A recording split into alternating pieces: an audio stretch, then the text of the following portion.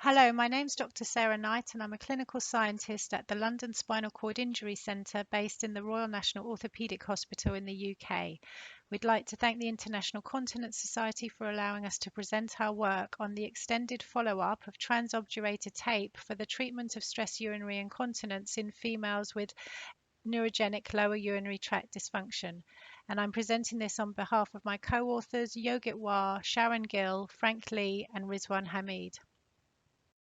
We do not have anything to disclose. Stress urinary incontinence can occur as a complication of neurogenic lower urinary tract dysfunction in patients following a spinal cord injury, especially in those with an infra-sacral or lower motor neuron injury. Synthetic mid-urethral slings have been used for many years to treat stress urinary incontinence in patients without neurological injury. However, they have recently been withdrawn from use in the UK by the National Institute for Clinical Excellence due to potential complications, including pain and erosion. We have used mid-urethral tapes for managing stress urinary incontinence secondary to spinal cord injury and present the extended follow-up of a group of patients who have undergone insertion of Trans Obdurator Tape in our centre. 27 female patients from our centre underwent insertion of a Trans Obdurator Tape between 2005 and 2013. An earlier follow-up study with a mean follow-up of 8 years showed that 22 patients reported they were dry following surgery, 4 reported that they were still wet, and 1 was lost to follow-up. For the extended study up to 2020, the current continence status, bladder management, complications, and additional bladder interventions were recorded. Of the original cohort, the majority had a spinal cord injury.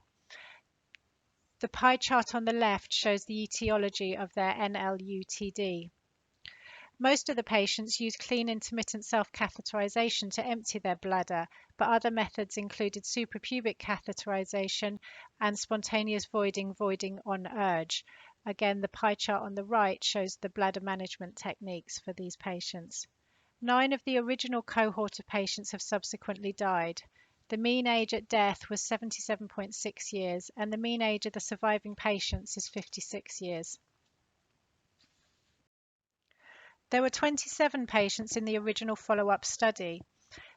This flowchart shows what has happened to all of the patients in the original follow-up and in the extended follow-up.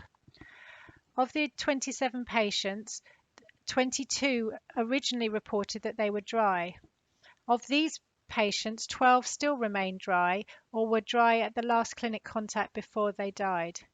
9 patients of the 22 have reported that they have become wet. 1 was dry for 10 years and has only become wet recently. 1 has subsequently had a rectus fascial sling and is now dry. 2 have had Botox for their leakage.